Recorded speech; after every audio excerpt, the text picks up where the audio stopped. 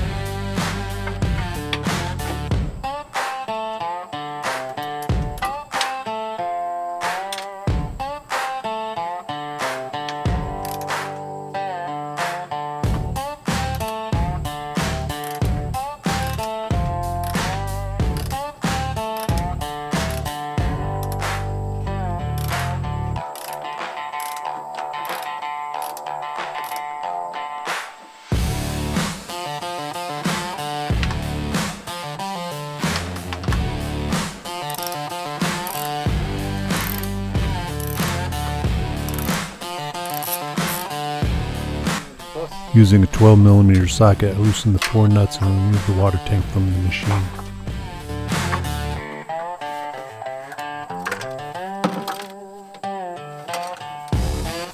It says Frontier Sawmills on it. About the cheapest thing on this thing. I wouldn't put my name on that. You can see after 2 years how brittle the tank had become. Okay, I gotta get another wrench.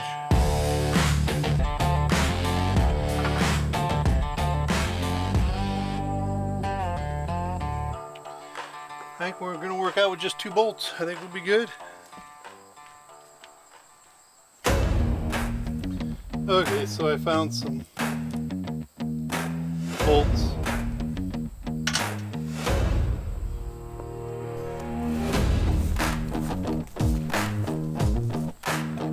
This one here to get off yet, so I brought these.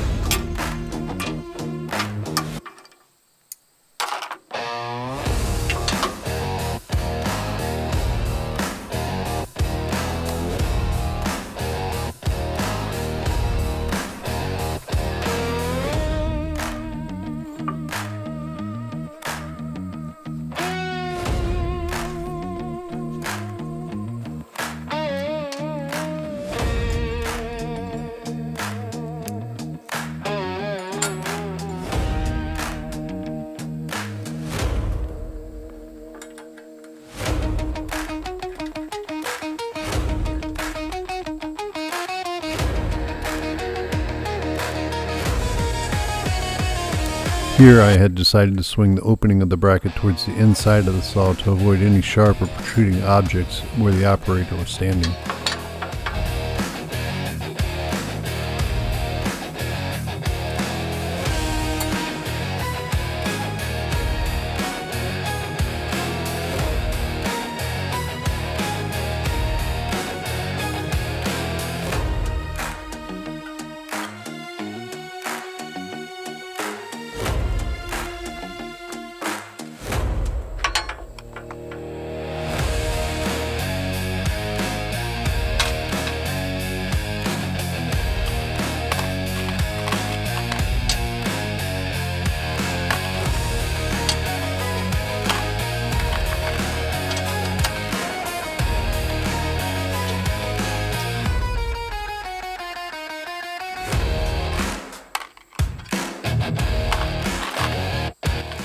Okay, I brought the wrong sockets.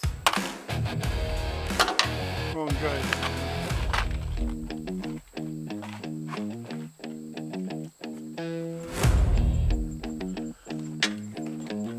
Here I had to go get a standard set of sockets to tighten down the 1/4-inch bolts I'm using for the brackets on the new aluminum tank.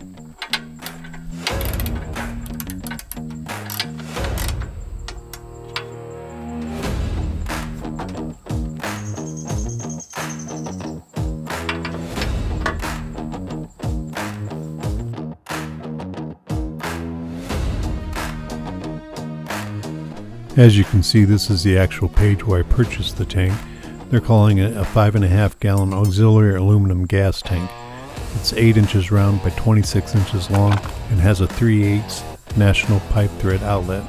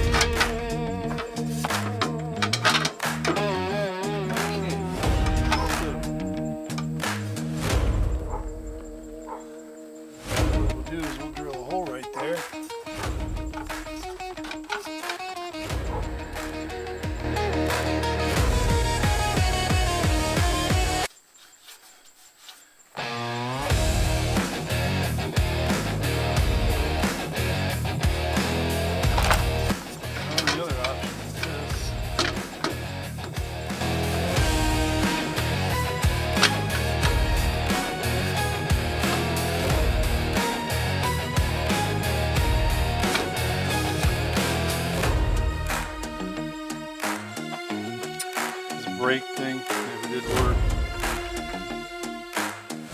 Bull crap too.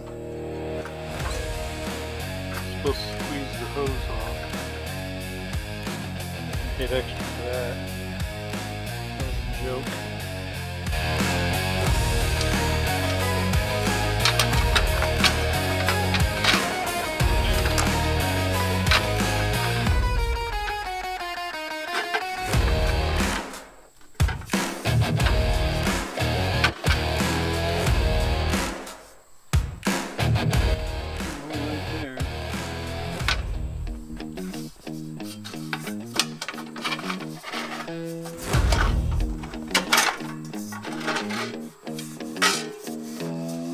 Alright, let's go find out what size drill we need.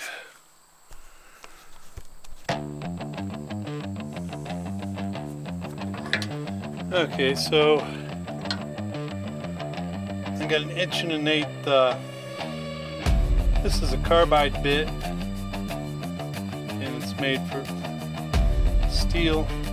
I use it on conduit, and these are pretty nice. You just got to keep it oiled down really well. We're going to go ahead and drill through this. This is, I'd say, 3/16 material.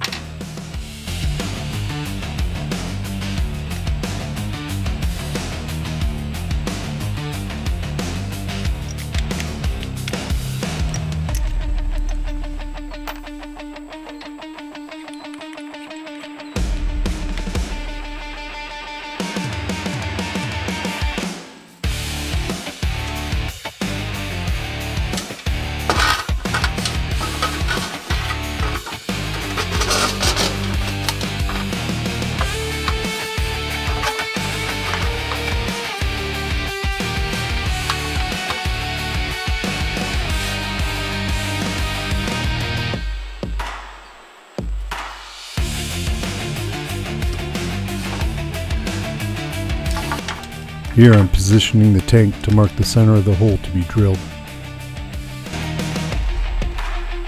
The hole drilled will provide access through the frame for the shutoff valve.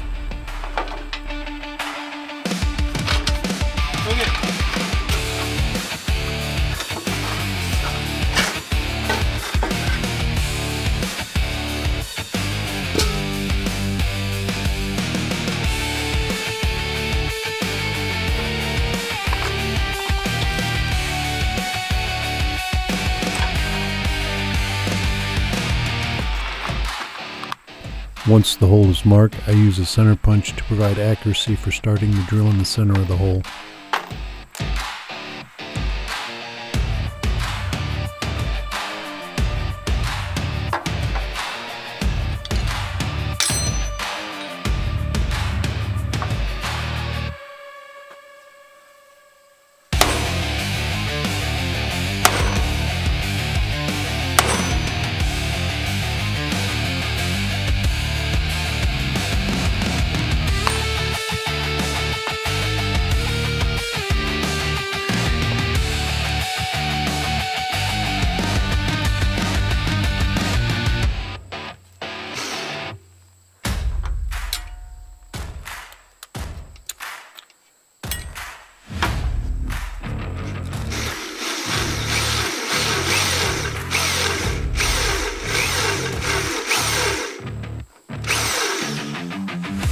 To drill the frame, I used a 1 1/8 inch carbide tip arbor hole saw.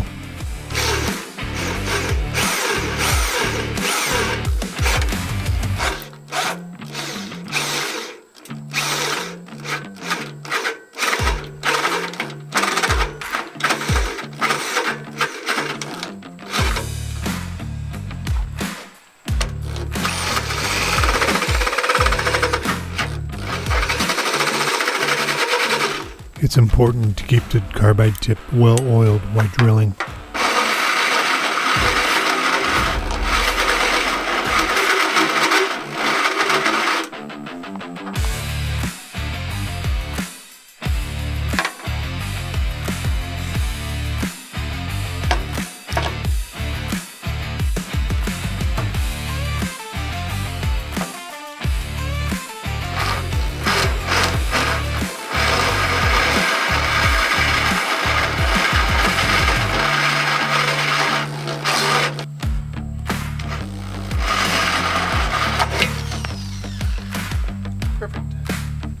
With the carbide bit hole saw, drilling is of ease and it creates a perfectly round hole. Now, this is the setup I come up with. You can go up in here like that. Now you know what? I'm going to have to give me an extension. Now let's see how it fits first. I'm going to have to give me a longer pipe to come across here so my valve sits out here like this. Before the initial retrofit, I had determined that I would need a longer piece of tubing to bring the ball valve down below the frame.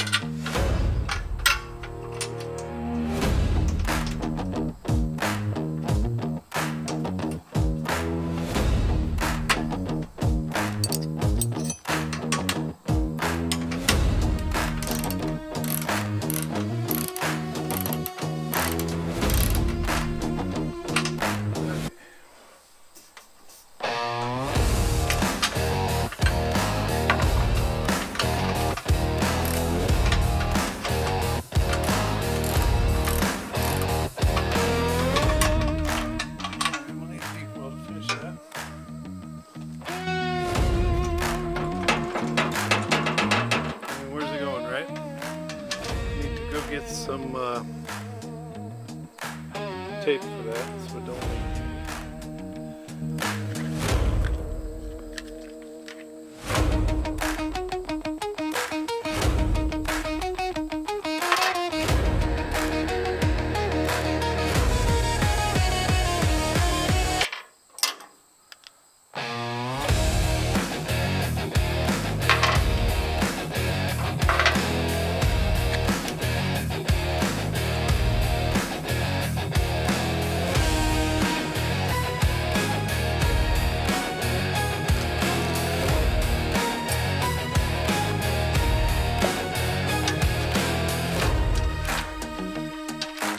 This is my first attempt at plumbing the tank.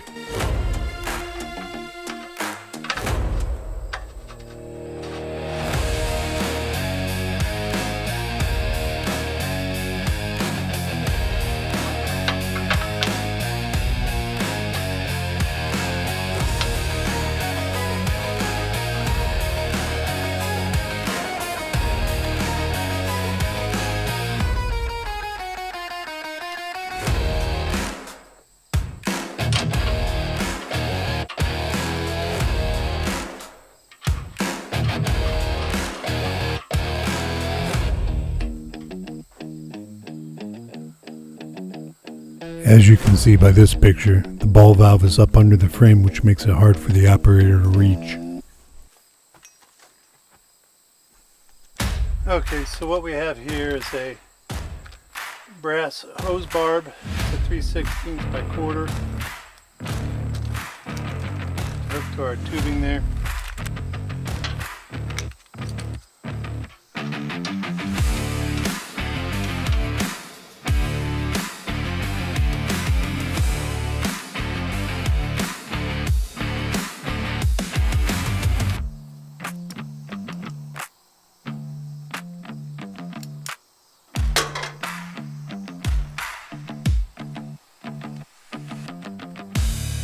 As you can see here, all threads are wrapped in a PTFE tape. This will prevent leaking of water around the threads.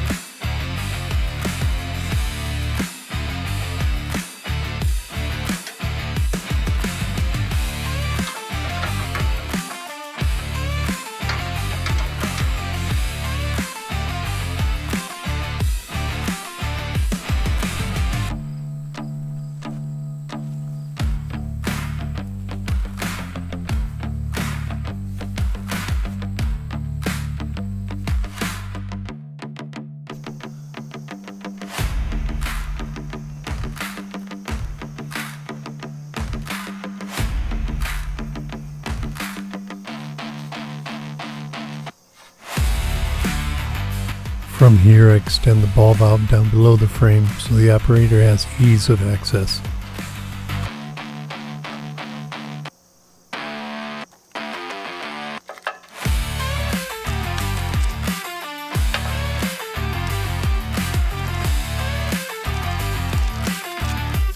Threads should be wrapped with the PTFE tape to prevent leaks.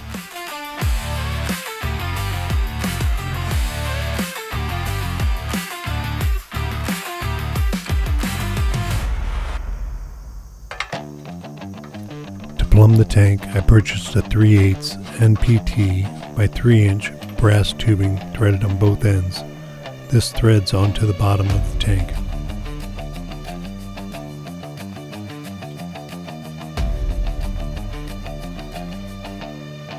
Next, I use a 3/8 male to female elbow. 2 are required.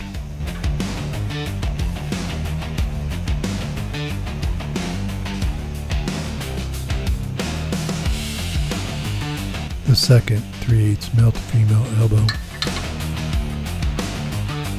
Attached to the second elbow is a male to female coupler. Next, a 3/8 national pipe thread, 2.5-inch piece of tubing with male threads on both ends.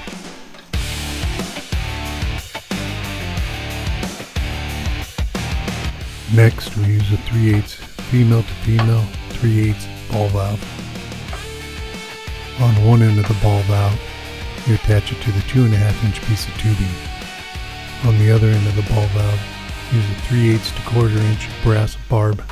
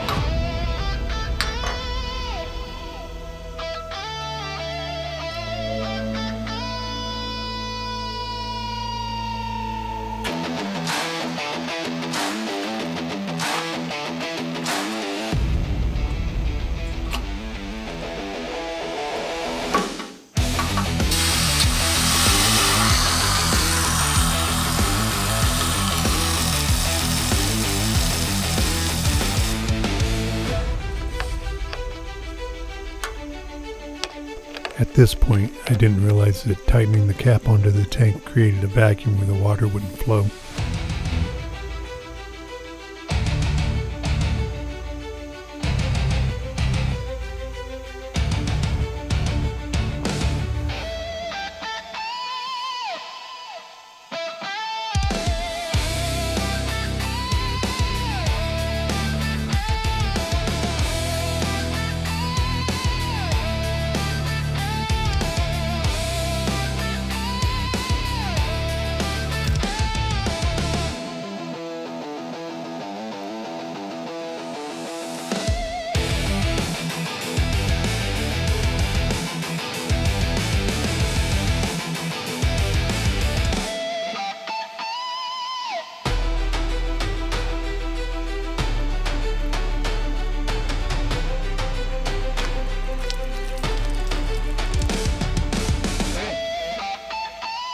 Suction on it.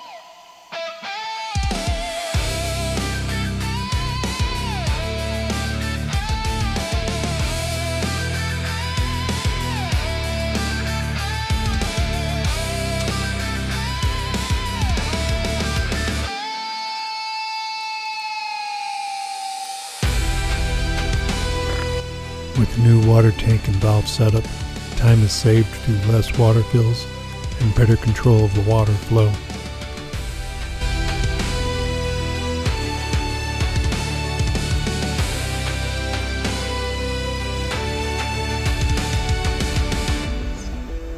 Okay, nice.